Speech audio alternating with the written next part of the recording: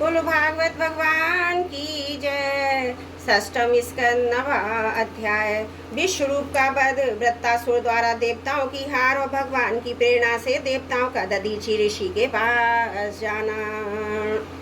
श्री सुखदेव जी कहते हैं, परीक्षित, हमने सुना है कि विश्व रूप के 3 सिर थे। वे एक मुंह से सोमरस और दूसरे से सुरा पीते थे और तीसरे से अन्न खाते थे। उनके पिता त्वष्टा आदि 12 आदित्य देवता थे।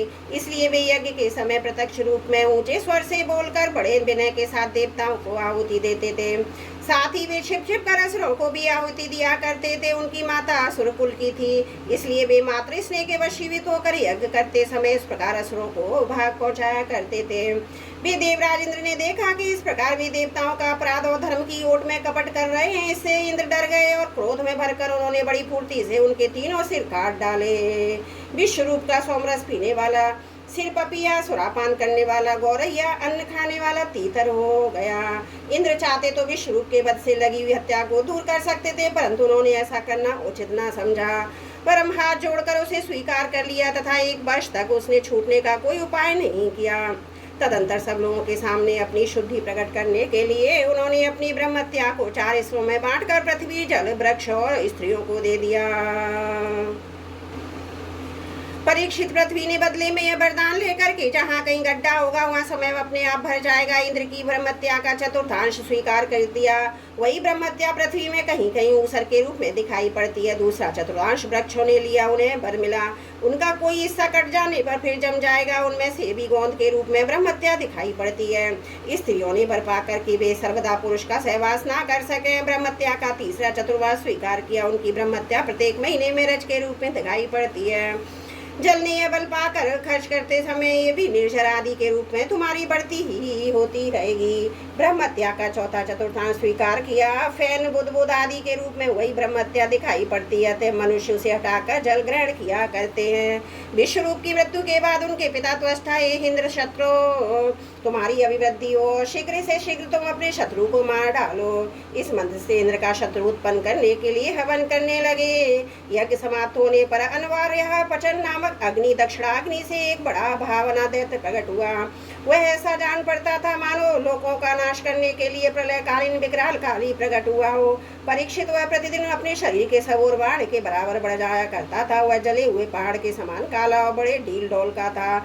उसके शरीर से संध्याकालीन बादलों के समान दीप्ति निकलती रहती थी। उसके सिर के बाल और दाढ़ी मूछ तपे हुए तांबे के समान लाल रंग के तथा नेत्र दोपहर के सूर्य के समान प्रचंड थे। चमकते हुए 3 नौकों वाले त्रिशूल को लेकर जब वह नाचने, चिल्लाने, कूदने लगता था, उस समय पृथ्वी कांप उठती थी और ऐसा जान पड़ता था कि इस त्रिशूल पर अपने अंतरिक्ष को उठा रखा है।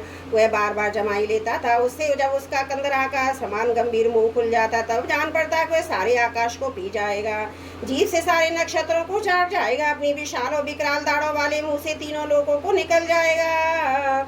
उसके अपने रूप को देखकर वह सब लोग डर गए और इधर उधर भागने लगे। परीक्षित, त्वष्टा के तमोगुणी पुत्र ने सारे लोगों को घेर लिया था।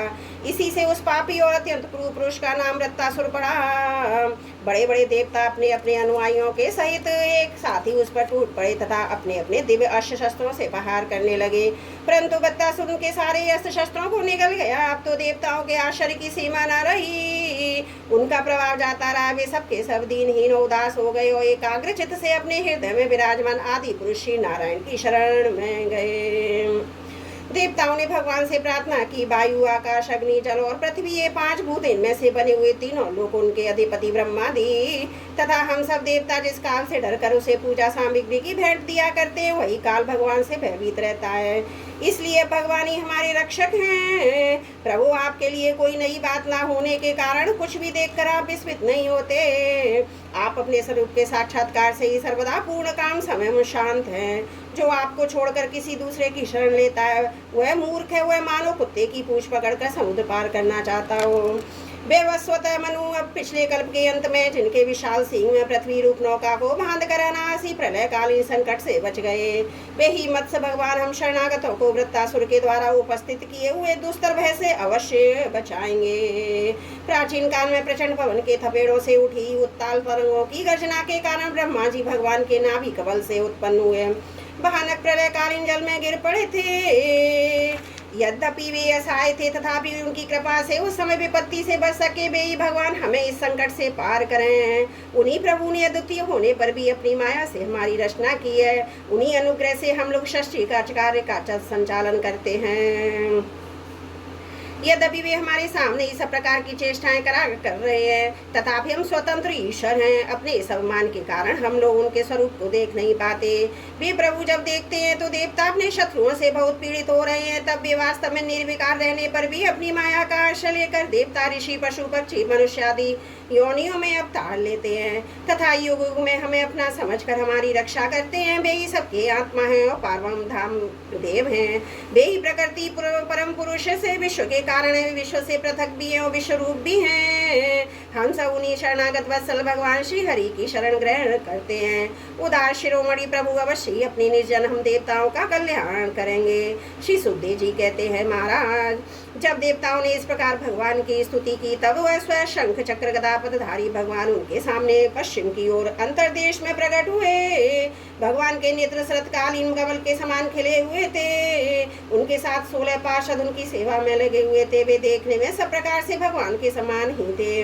केवल उनके वक्षस्थल पर श्रीवत्स का चिन्ह, गले में कौस्तुभ मणि नहीं थी। परीक्षित, भगवान का दर्शन पाकर सभी देवता आनंद से बेहाल हो गए। उन लोगों ने धरती पर लौटकर साष्टांग दंडवत किया और फिर धीरे धीरे उठकर वे भगवान की स्तुति करने लगे। देवताओं ने कहा, भगवान यज्ञ में स्वर्ग आदि देने की शक्ति और उनके फल की सीमा निश्चित करने वाले काल भी आप ही हैं। यज्ञ में विघ्न डालने वाले दैत्यों को आप चक्र से छिन्न भिन्न कर डालते हैं, इसलिए आपके नामों की कोई सीमा नहीं है। हम आपको बार बार नमस्कार करते हैं। विधाता सत्य रजतम, इन 3 गुणों के अनुसार जो उत्तम, मध्यम और निकृष्ट गतियाँ प्राप्त होती है उनके नियामक आप ही हैं। आपके परम पद का वास्तविक स्वरूप इस कार्य रूप जगत का कोई आदुक प्राणी नहीं हो सकता। भगवान नारायण वासुदेव आप आदि पुरुष जगत के परम कारण और महापुरुष पुरुषोत्तम है। आपकी महिमा सीम है। आप परम मंगल में परम कल्याण स्वरूप और परम दयालु हैं। आप ही सारे जगत के आधार एवं अद्वितीय हैं।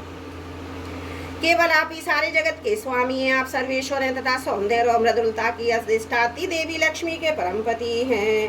प्रभु परमहंस परिव्राजक विरक्त महात्मा जब आत्म संयम रूप परम समाधि से भली भांति आपका चिंतन करते हैं तब उनके शुद्ध हृदय में परमहंसों के धर्म वास्तविक भगवत भजन का उदय होता है। इससे उनके हृदय के ज्ञान रूप के बाड़ खुल जाते हैं। उनके आत्मलोक में आप आत्मानंदन के रूप में बिना किसी आवरण के प्रकट हो जाते हैं और वे आपका अनुभव करके निहाल हो जाते हैं। हम आपको बार बार नमस्कार करते हैं।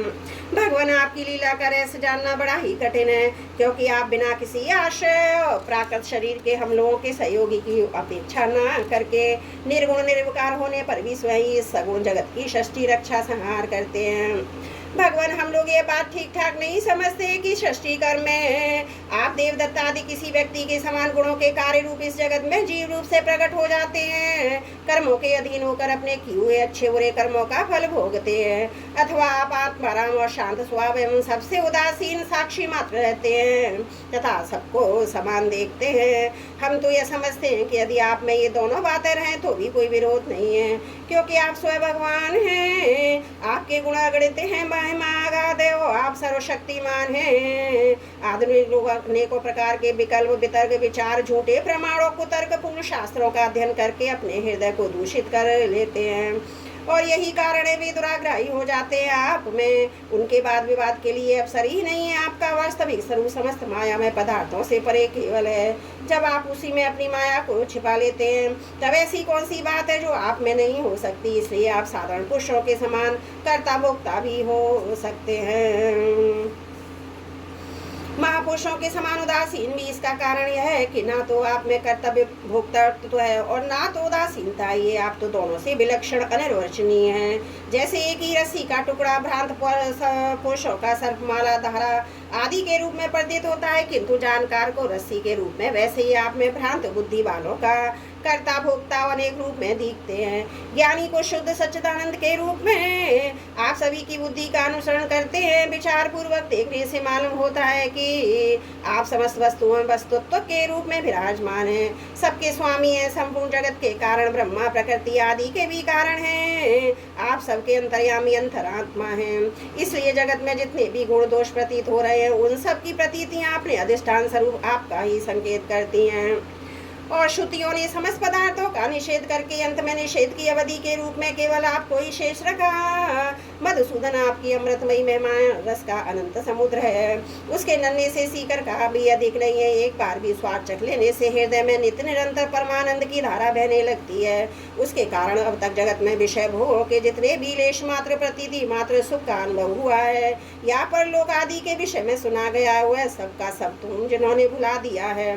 समस्त प्राणियों के परम प्रियतम हितेशी सुहृद और सर्वात्मा आप ऐश्वर्य निधि परमेश्वर में जो अपने मन को नित्य निरंतर लगाए रहते हैं, आपके चिंतन का भी सुख लूटते रहते हैं।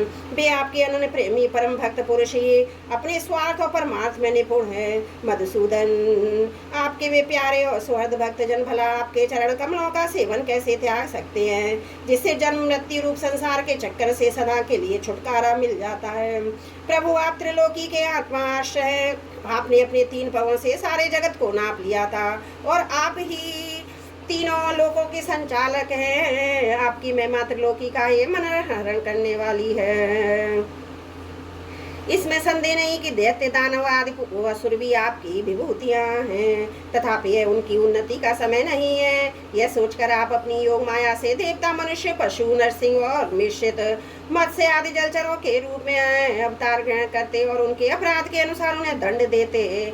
दंडधारी प्रभु, यदि ऊंचे तो आप उन्हीं के असुरों के समान इस वृत्तासुर का विनाश कर डालिए। भगवान आप हमारे पिता पिता में सब कुछ हैं। हम आपके निज जन हैं और निरंतर आपके सामने से झुकाते रहते हैं। आपके चरण कमलों का ध्यान करते करते हमारा हृदय उन्हीं के प्रेम बंधन से बंध गया। आपने हमारे सामने दिव्य गुणों से युक्त साकार विग्रह प्रकट करके हमें अपनाया। इसलिए प्रभु हम आपसे यह प्रार्थना करते हैं कि आप अपनी दया भरी विशद सुंदर और शीतल मुस्कान युक्त चितवन से तथा अपने मुखार बिंद से टपकते हुए मनोहर वाणी रूप समुद्र सुधा बिंदु से हमारे हृदय का ताप शांत कीजिए। हमारे अंतर की जलन बुझाइए प्रभु। जिस प्रकार अग्नि की अंशभूत चिंगारियां आदि अग्नि को प्रकाशित करने में असमर्थ हैं, वैसे ही हम भी आपको अपना कोई भी स्वार्थ परमार्थ निवेदन करने में असमर्थ हैं। आपसे भला कहना ही क्या है, क्योंकि आप संपूर्ण जगत की उत्पत्ति स्थिति और लय करने वाली दिव्य माया के साथ विनोद करते रहते हैं तथा समस्त जीवों के अंतकरण में ब्रह्मो अंतर्यामी के रूप में विराजमान रहते हैं। केवल इतना ही नहीं, उनके बाहर भी प्रकृति के रूप से आप ही विराजमान हैं। जगत में जितने भी देश काल शरीर अवस्था आदि हैं, उनके उपादान और प्रकाशक के रूप में आप ही उनका अनुभव करते रहते हैं। आप सभी वृत्तियों के साक्षी हैं। आप आकाश के समान सर्वगत हैं, निर्लिप्त हैं। आप स्वयं परब्रह्म परमात्मा हैं। अतएव हम अपना अभिप्राय आपसे निवेदन करें, इसकी अपेक्षा ना रखकर जिस अभिलाषा से हम लोग यहाँ आए हैं उसे पूर्ण कीजिए। आप अचिंत्य ऐश्वर्य संपन्न और जगत के परम गुरु हैं। हम आपके चरण कमलों की छत्र छाया में आए हैं, जो विविध पापों के फलस्वरूप जन्म मृत्यु रूप संसार में भटकने की थकावट को मिटाने वाली हैं। सर्वशक्तिमान श्री कृष्ण वृत्तासुर ने हमारे प्रभाव और अस्त्र शस्त्रों को तो निगल ही लिया है। अब यह तीनों लोगों को भी ग्रस रहा है, आप उसे मार डालिए। प्रभु आप शुद्ध स्वरूप हृदय स्थित शुद्ध ज्योतिर्मय आकाश सबके साक्षी अनादि अनंत और उज्ज्वल कीर्ति संपन्न हैं। संत लोग आपका ही संग्रह करते हैं। संसार के पथिक जब घूमते घूमते आपकी शरण में आज आप पहुँचते हैं, तब अंत में आप उन्हें परमानंद स्वरूप अभिष्ट फल देते हैं। इस प्रकार उनके जन्म जन्मांतर के कष्ट को हर लेते हैं। प्रभु हम आपको नमस्कार करते हैं। श्री सुखदेव जी कहते हैं, परीक्षित,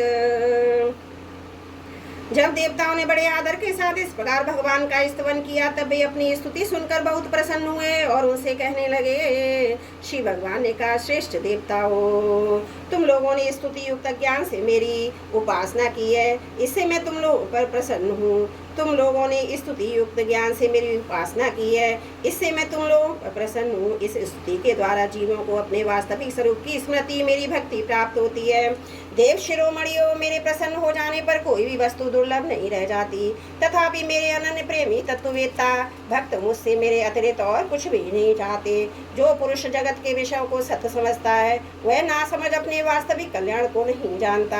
यही कारण है कि विषय चाहता है, परंतु यदि कोई जानकर उसे इसकी इच्छित वस्तु दे देता है तो भी यह वैसा ही ना समझ है। जो पुरुष मुक्ति का स्वरूप जानता है वह अज्ञानी को भी कर्मों में फंसने का उपदेश नहीं देता। जैसे रोगी के चाहने पर भी सदेत उसे कुपथ्य नहीं देता। देवराज इंद्र, तुम लोगों का कल्याण हो, अब देर मत करो। ऋषि शिरोमणि दधीचि के पास जाओ और उनसे उनका शरीर जो उपासना, व्रत और तपस्या के कारण अत्यंत ऋण हो गया है, मांग लो। दधीचि ऋषि को शुद्ध ब्रह्म का ज्ञान है।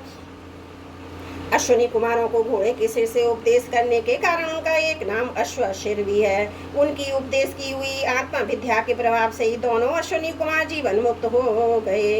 अर्थवेदी दधीचि ऋषि ने ही पहले मेरे स्वरूपभूत अभेद नारायण कवच का त्वष्टा को उपदेश किया था। त्वष्टा ने वही विश्वरूप को दिया, विश्वरूप ने तुम्हें मिला। दधीचि ऋषि धर्म के परम मर्मज्ञ हैं। वे तुम लोगों को अश्विनी कुमार के मांगने पर अपने शरीर के अंग अवश्य दे देंगे। इसके बाद विश्वकर्मा के द्वारा उन अंगों से एक श्रेष्ठ आयुध तैयार करा देना। देवराज, मेरी शक्ति से युक्त होकर तुम उसी शस्त्र के द्वारा वृत्तासुर का सिर काट दोगे। देवताओं, वृत्तासुर के मर जाने पर तुम लोगों को फिर से तेज, अस्त्र, शस्त्र और संपत्तियां प्राप्त हो जाएंगी। तुम्हारा कल्याण अवश्य भावी है, क्योंकि मेरे शरणागतों को कोई सता नहीं सकता। बोलो भागवत भगवान की जय। षष्ठम स्कंद। त्रुटियों के लिए क्षमा चाहती हूँ। षष्ठम स्कंद 9वां अध्याय समाप्त। त्रुटियों के लिए क्षमा चाहती हूँ। बोलो भागवत भगवान की जय। षष्ठम स्कंद 10वां अध्याय। देवताओं द्वारा दधीचि ऋषि की अस्थियों से वज्र निर्माण और वृत्तासुर की सेना पर आक्रमण। श्री सुखदेव जी कहते हैं, परीक्षित, विश्व के जीवन दाता श्री हरि इंद्र को इस प्रकार आदेश देकर देवताओं के सामने वहीं के वहीं अंतर्ध्यान हो गए। तब देवताओं ने उदार शिरोमणि अथर्ववेदी दधीचि ऋषि के पास जाकर भगवान के आज्ञा अनुसार याचना की। देवताओं की याचना सुनकर दधीचि ऋषि को बड़ा आनंद हुआ। उन्होंने हंसकर देवताओं से कहा, देवताओं, आप लोगों को संभवतः यह बात नहीं मालूम है कि मरते समय प्राणियों को बड़ा कष्ट होता है। जब उन्हें चेत रहता है, बड़ी ऐसे पीड़ा सहनी पड़ती है और अंत में भी मूर्छित हो जाते हैं। जो जीव जगत में जीवित रहना चाहते हैं उनके लिए शरीर बहुत ही अनमोल, प्रियतम और अविष्ट वस्तु है। ऐसी स्थिति में स्वयं विष्णु भगवान भी यदि जीव से इसका शरीर मांगे तो कौन उसे देने का साहस करेगा। देवताओं ने कहा, ब्रह्मन, आप जैसे उदार और प्राणियों पर दया करने वाले महापुरुष, जिनके कर्मों की बड़े बड़े यशस्वी मानव भी प्रशंसा करते हैं, प्राणियों की भलाई के लिए कौन सी वस्तु निछावर नहीं कर सकते। भगवान, इसमें संदेह नहीं कि मांगने वाले लोग स्वार्थी होते हैं। उनमें देने वालों की कठिनाइयों का विचार करने की बुद्धि नहीं होती। यदि उनमें इतनी समझ होती तो वे मांगते ही क्यों। इसी प्रकार दाता भी मांगने वालों की विपत्ति नहीं जानता, अन्यथा उसके मुंह से कदापि नाही न निकलती। इसलिए आप हमारी विपत्ति समझकर हमारी याचना पूर्ण कीजिए। दधीचि ऋषि ने कहा, देवताओं, मैंने आप लोगों के मुंह से धर्म की बात सुनने के लिए ही अपनी मांग के प्रति उपेक्षा दिखलाई थी।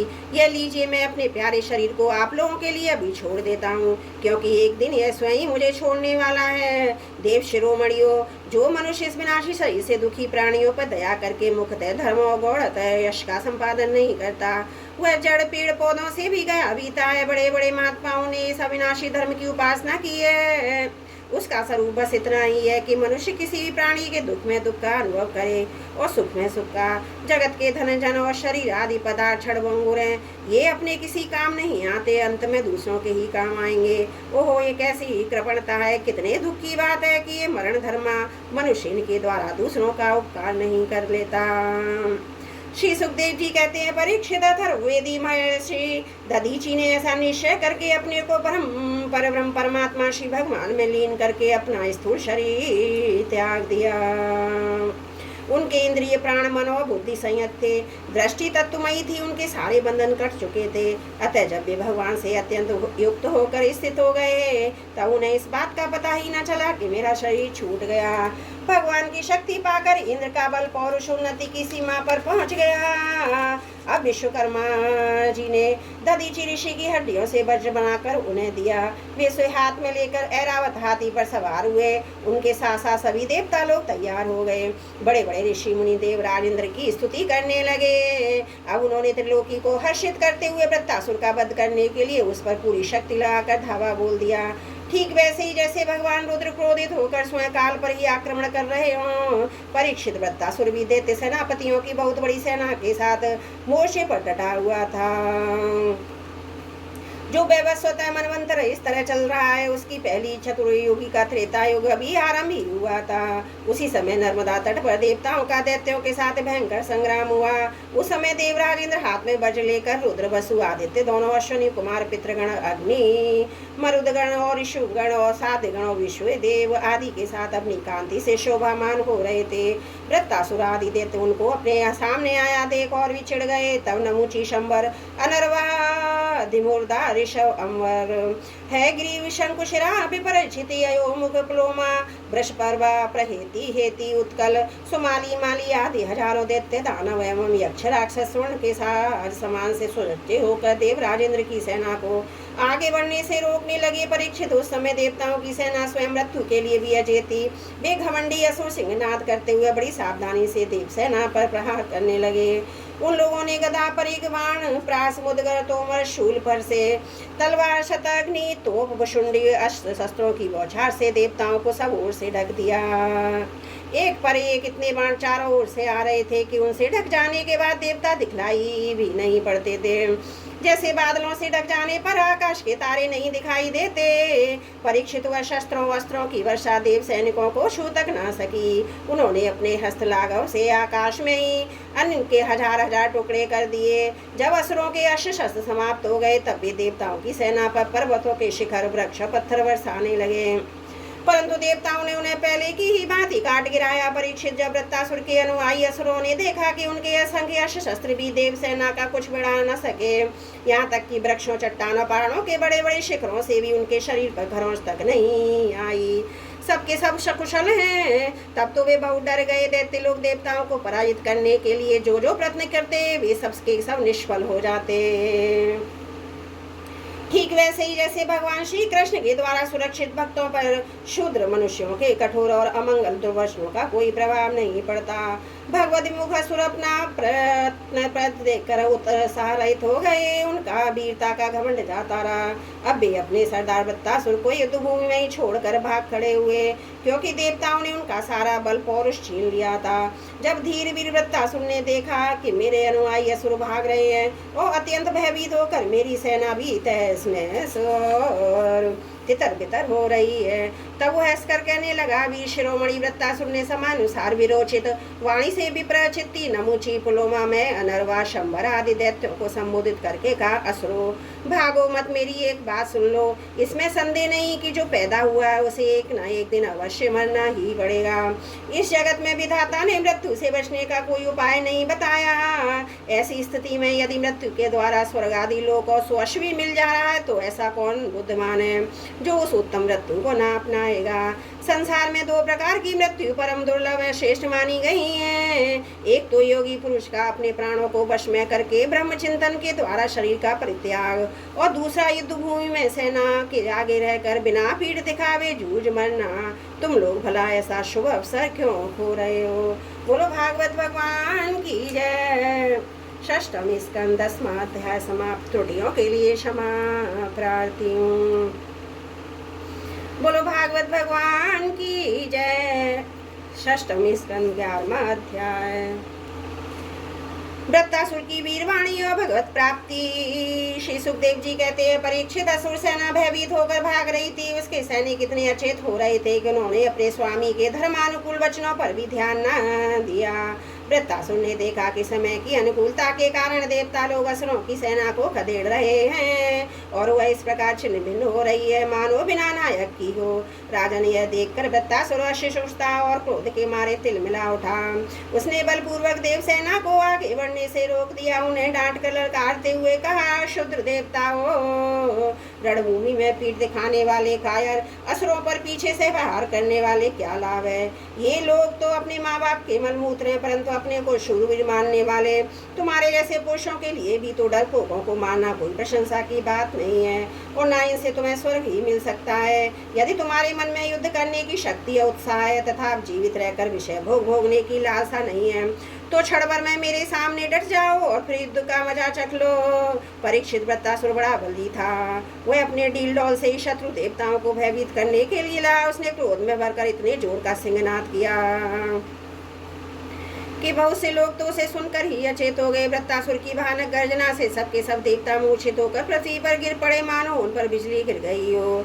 अब जैसे मंदोन्मत्त गजराज नटर का वन रौत डालता है, वैसे ही रणवांकुरा वृत्तासुर हाथ में त्रिशूल लेकर भय से नेत्र बंद किए बड़ी देवसेना को पैरों से कुचलने लगा। उसके वेग से धरती डगमगाने लगी। वज्रपाणी देवराज इंद्र की शिकर तू सह न सके, जब वह उनकी ओर झपटा तब उन्होंने और भी चिढ़कर अपने शत्रु पर एक बहुत बड़ी गदा चलाई। अभी वह सह गदा वृत्तासुर के पास पहुंची भी न थी कि उसने खेली खेल में बाएं हाथ से पकड़ कर लिया। राजन परम पराक्रमी वृत्तासुर ने क्रोध से आग बबूला होकर उसी गदा से इंद्र के वाहन ऐरावत के सिर पर बड़े जोर से गरजते हुए प्रहार किया। उसके इस कार्य की सभी लोग बड़ी प्रशंसा करने लगे। वृत्तासुर की गदा के आघात से ऐरावत हाथी वज्राहत पर्वत के समान तिल मिला उठा। सिर फट जाने से अत्यंत व्याकुल हो गया। खून उगलता हुआ इंद्र को लेते हुए और 28 आहत पीछे हो गया।